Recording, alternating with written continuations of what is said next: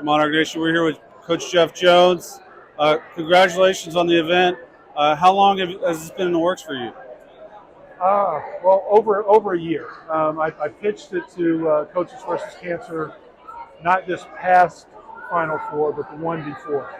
So 23 maybe.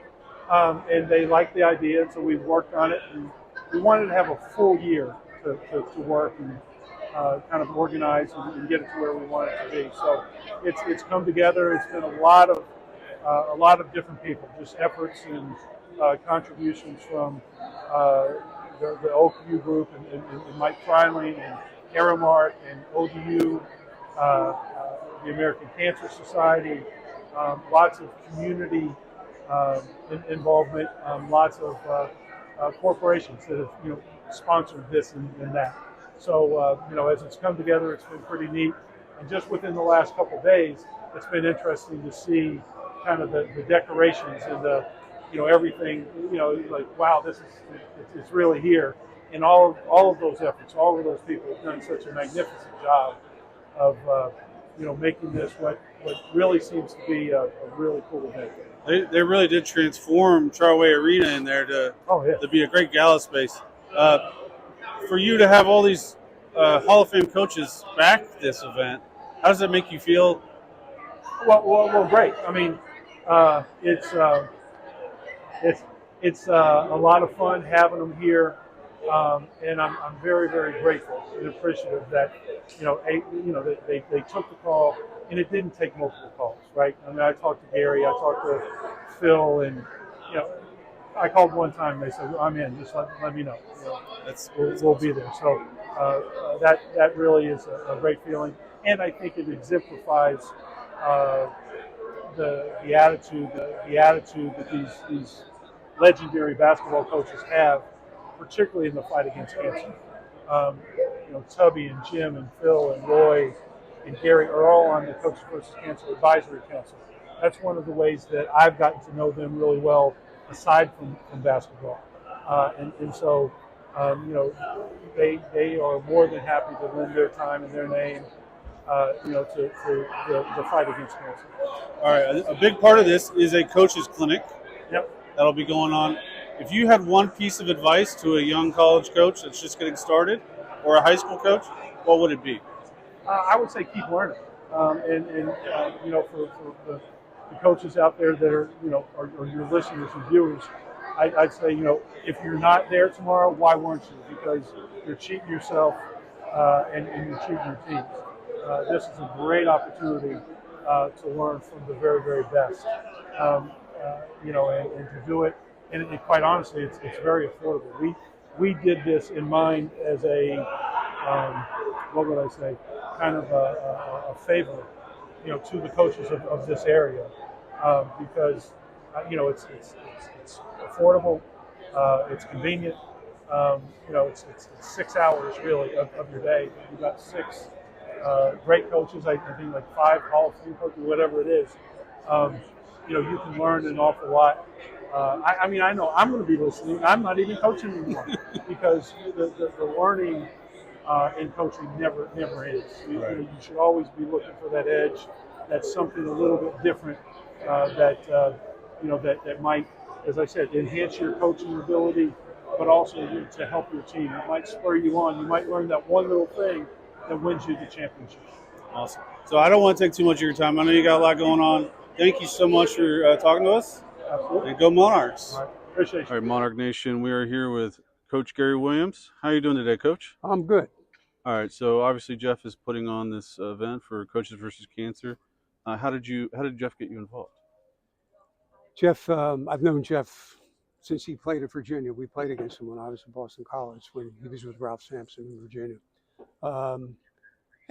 We've kind of stayed friends through the years. We both coached at American University, for example. So, we have a lot of ties, and always admired Jeff. His teams always played a certain way, and he was one of the good guys in coaching, and he's done a lot of work for Coaches versus Cancer and things like that. So when he called, it was pretty easy to say, okay, I'll come down and be glad to be a part of things.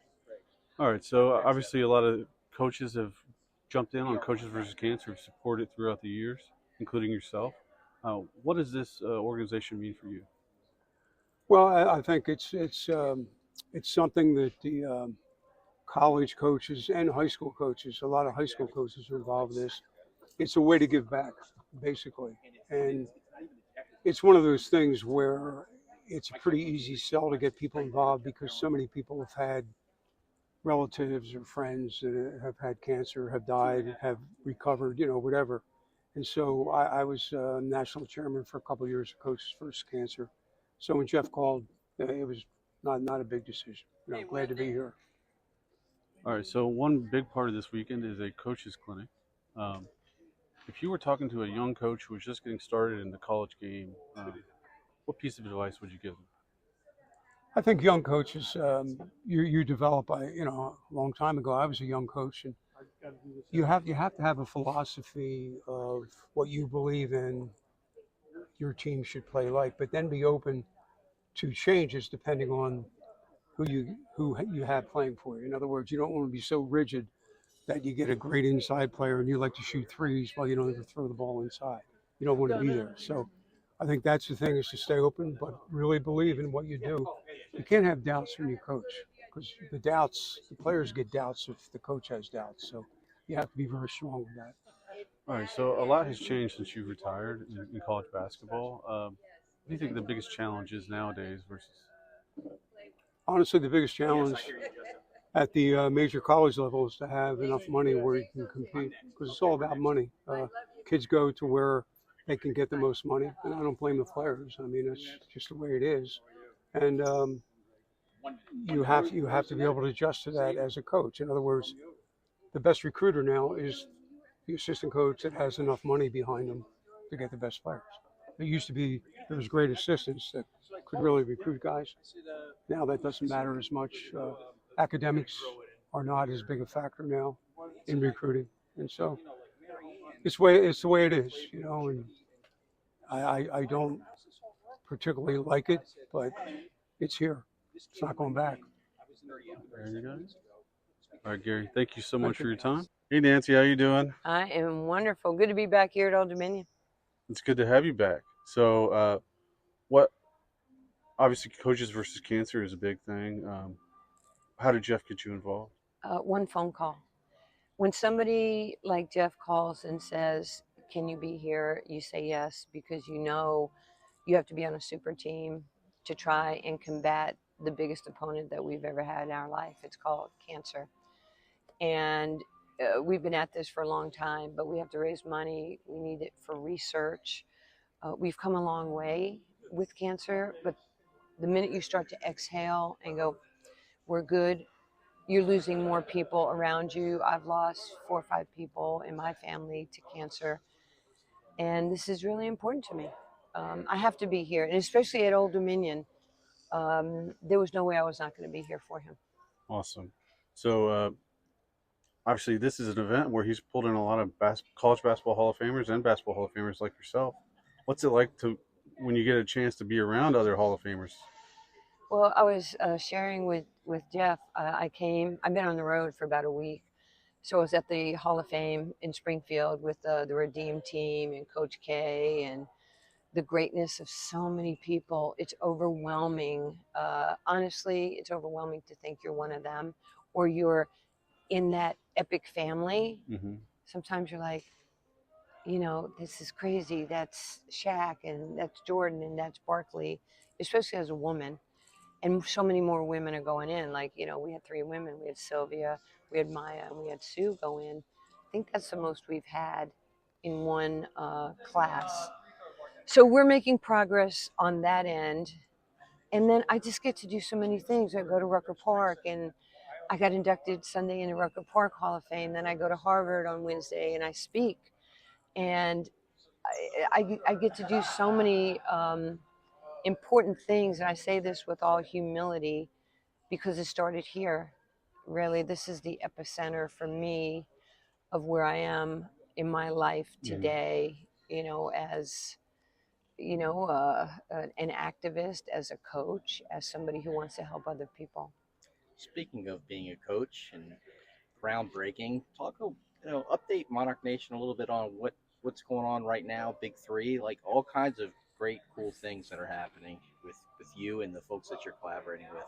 Well, a couple things that keep me like 100% in this game is I do the TV, and I'm now a part of the Mavericks organization, which happened last January. And now I just finished my 7th year coaching in the Big Three.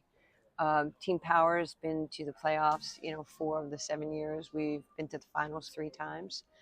And I thought we had the best team this year. We had Paul Millsap, we had Greg Monroe, Glenn Rice Jr., TJ Klein. And I get to coach my son, and it's 4 years now. And we're playing in sold out, NBA arenas. Our ratings are through the roof on CBS. And I work for a guy named Ice Cube, who is one of the most incredible cultural icons. He's the hardest worker. He's legendary. He's a great husband, a great father, a great person to work with. The arenas there's so much energy, and the kids, and it's a mix of humanity. And I love that. I love how the 3-on-3 game, he beat everybody to 3-on-3, by the way. And, 8 years later, this thing continues to grow. Matter of fact, I read something last week where Klay Thompson said that when he retires, he's coming to the Big Three. That's awesome. And Dwayne Wade had this big rant on Instagram a week and a half ago. It was like, oh my gosh, the Big Three is just exploding. And thank you to, compliments to Ice Cube.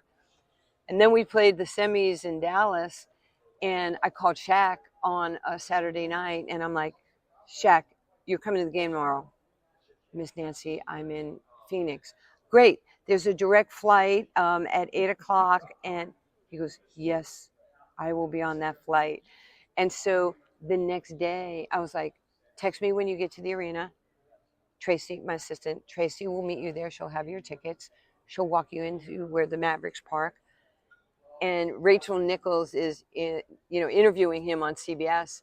Shaq, what are you doing here? Well, first I owe, Ice Cube an apology. I've never been. And this vibe in this building is unbelievable.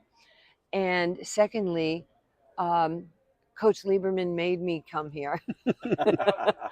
And so I still have that power over guys. So, Shaq, thank you. Thank you for being there and being a part of us. All right. Obviously, charity is near and dear to your heart, and you have a great one in the Dream Court project. Last time we talked, we were doing one in Norfolk. Talk to us. How many courts you got now?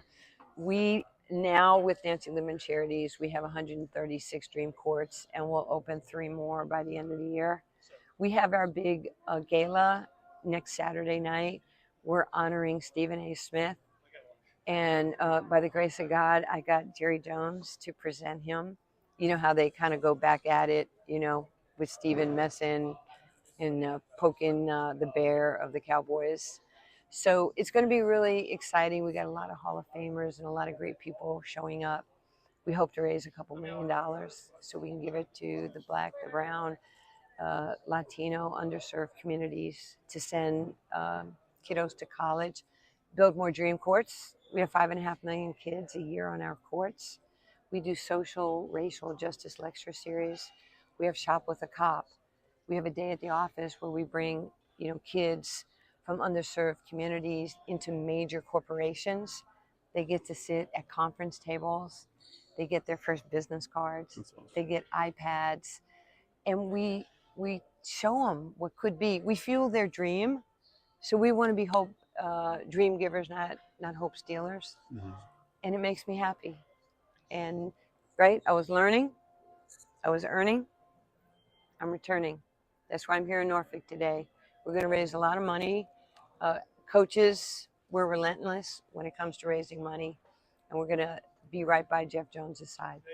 All right, last question. Part of this weekend is a coach's clinic. If you were talking to a young coach, what would be the first piece of advice you would give? You have to communicate. You have to have a life, love, business, sports. Today's kids, they communicate different than we do. 30 seconds.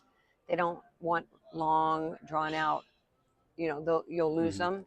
They talk with emojis, right? They want to make sure that you really care about them. They are very heartfelt. And, look what Coach Prime is doing at Colorado. He pours into these kids. He speaks the language of the young people, and that's why he's been so successful. And he's not afraid to say, if you can't play here and you can't cut it here, I'm gonna put you in the portal. It's the same thing. If I don't do my job, maybe I get fired, right? That's life. But he cares. We coaches. Let me say it this way. TJ said this to me a couple weeks ago. He goes, Mom, your generation, you're so tough. I said, TJ, I've had to be tough. You wouldn't be in this house if, Nancy didn't build this house. Nancy Lieberman built this house. And he goes, well, you get hurt and all you do is you get some dirt and you rub it on your injury and you go back out. I said, yes, that's something that is important, to be able to overcome obstacles or situations or mental toughness. And we're in a different time, a different era, and there's a lot out there that young people are navigating, as you've seen, even politically. They're not sure, they're a little confused. We got to learn how to work together, even if we have differences in opinions. Right. And it could be on the court. This is how I coach. Well, she yells at me too much. I'm not yelling at you. I'm encouraging you with a stronger voice to do something that will help our team. So you have to manage a lot more today.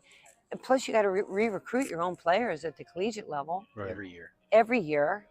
And it's different than a coach just sitting back and knowing, I got Nancy Lieberman for 4 years, right? I mean, it's different right now. And where we are for women, our women want equality, and they want to be treated like their brothers, whether it's at the collegiate level or it's at the professional level.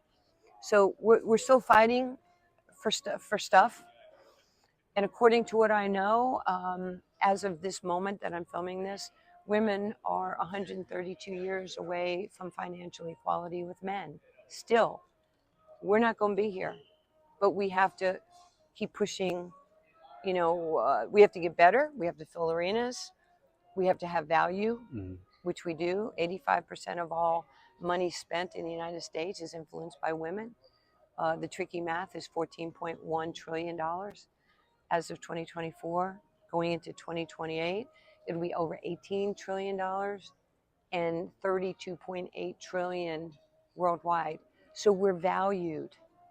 And this is what we talk when I'm talking to Caitlin or Angel or some of the other gals in all sports for that matter. Right. We are valued and people are courting us. It's a very big time for us in sports. And you're a big part of that. So thank you so much for your time. Thank you. It's awesome to see you back at Old Dominion. I wish I knew those numbers when I was going. I should have gone to math class.